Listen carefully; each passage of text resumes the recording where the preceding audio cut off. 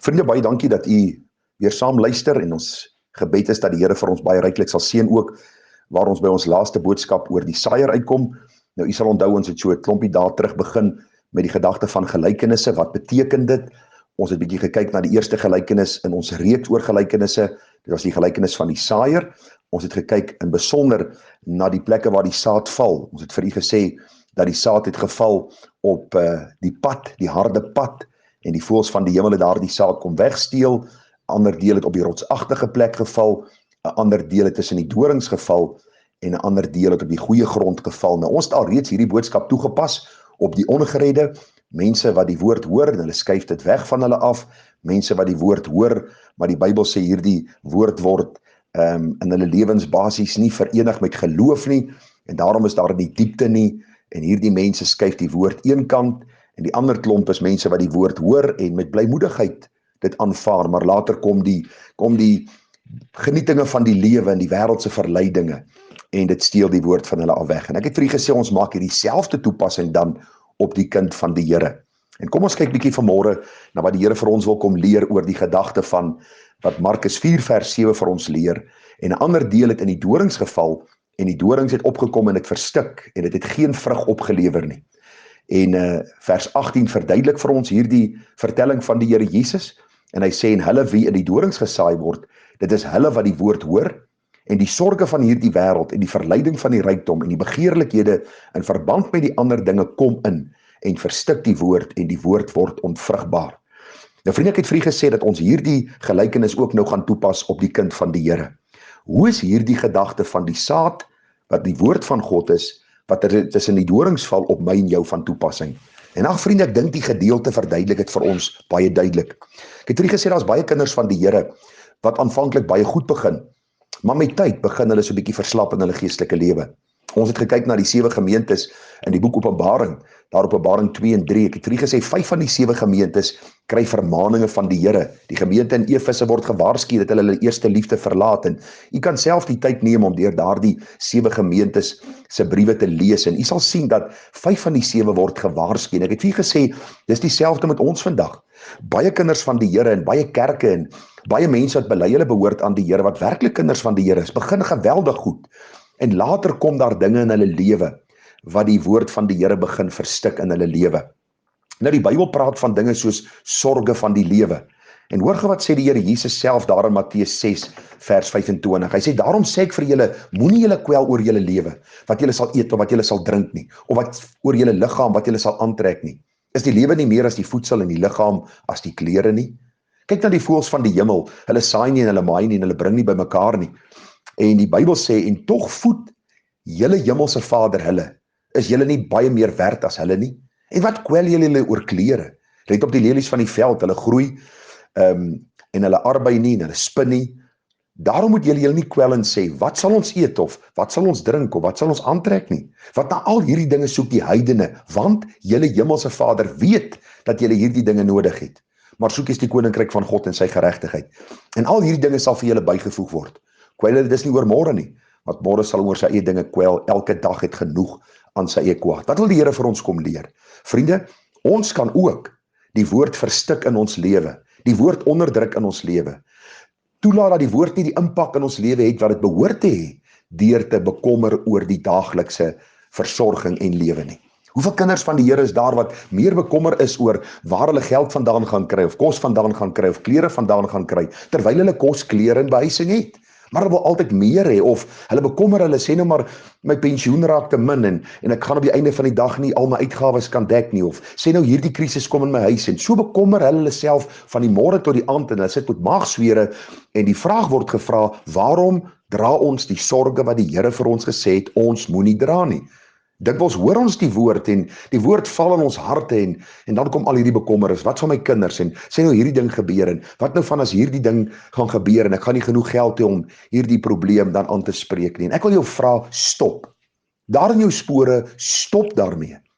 Die woord van God is lewendig en kragtig en skerper as enige tweesnydende swaard, en dit dra die waarborg van God self. Daarom sê die Here, ons hemelse Vader weet wat ons nodig het.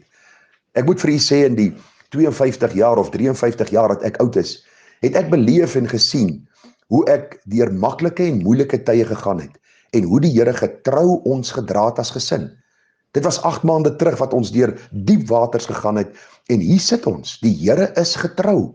So hou op bekommerd, wees oor goed wat nie vir jou gegee is om te dra nie. Die Bybel sê, soek die koninkryk van God, en sy geregtigheid, draai die fokus van jouself, en sê, Here, hoe kan ek vandag bruikbaar en diensbaar wees vir u en u koninkryk? Hoe kan ek, Here, u naam verheerlik? En dan, kwel jou nie oor môre nie, môre sal hom oor sy eie dinge kwel, elke dag het genoeg aan sy eie kwaad. Elke dag het genoeg uitdagings. Hoekom wil jy oor gister se uitdaging stop, of bekommerd wees oor môre se? Vat een dag op 'n slag. Dis tog die resep wat die Here ons gee, om geestelik vrugte kan dra, tot eer van sy naam. Kom ons kyk gou na 'n ander rede, hoe die woord verstik word in ons lewe, as dit in ons lewens inkom en ons nie werklik in verhouding met die Here is nie. Die Bybel sê hier vir ons in Markus 4 vers 18, hy praat van die verleiding van die rykdom. 1 Timoteus 6 vers 6 tot 10, waarsku ons as kinders van die Here.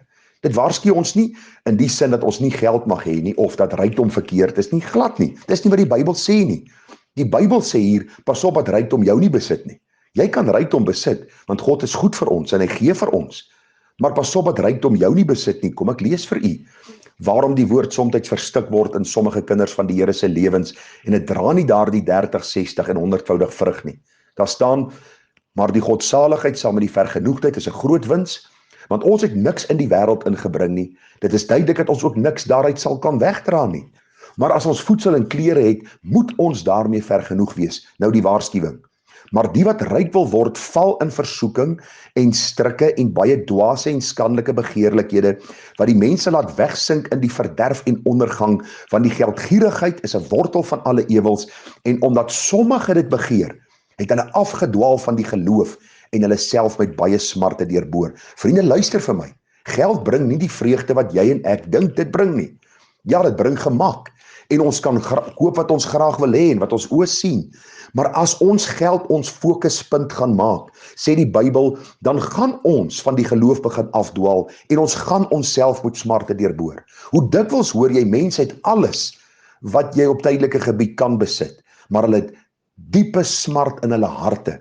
Hulle daardie swaar las wat hulle dra, want hulle besef dat geld nie die plek van God kan inneem nie. Hy is die liefling van ons siele, hy is die verlosser van ons siele, hy is die een wat ons gaan kom haal. Daarom moet ons fokus elke dag wees om hom as gekruisigde te verheerlik. En as hy vir ons gee in oorvloed, dan dank ons hom, ons gee vir sy saak, ons eer sy naam, ons is in dankbaarheid gehul, en sê, Here, hier is ek, neem my lewe om u meer te verheerlik. Nog net een gedagte.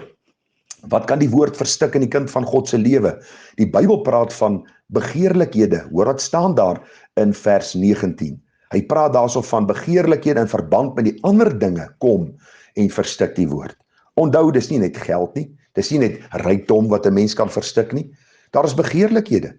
1 Johannes 2 vers 15 sê, moenie die wêreld lief hê of die dinge wat in die wêreld is nie. As iemand die wêreld liefhet, dan is die liefde van die Vader nie in hom nie. Want alles wat in die wêreld is, die begeerlikheid van die vlees en die begeerlikheid van die oë en die grootsheid van die lewe is nie die Vader nie, maar is uit die wêreld, en die wêreld gaan verby en sy begeerlikheid, maar hy wat die wil van God doen, bly vir ewig. Daar is mense wat begeer om die hoogste sport te bereik, en hulle sal alles in hulle vermoë doen om daar uit te kom, al kos dit dat hulle die woord bietjie een kant skuif.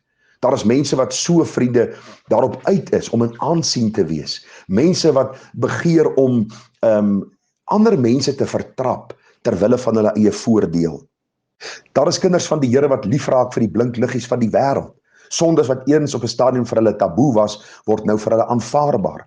Daar is vriende wat op 'n stadium wat hulle vermy het, want hulle het besef hierdie mense gaan hulle aftrek geestelik, wat hulle nou weer baie naby aan is, en hulle begin sien hoe hulle kwyn in hulle geestelike lewe.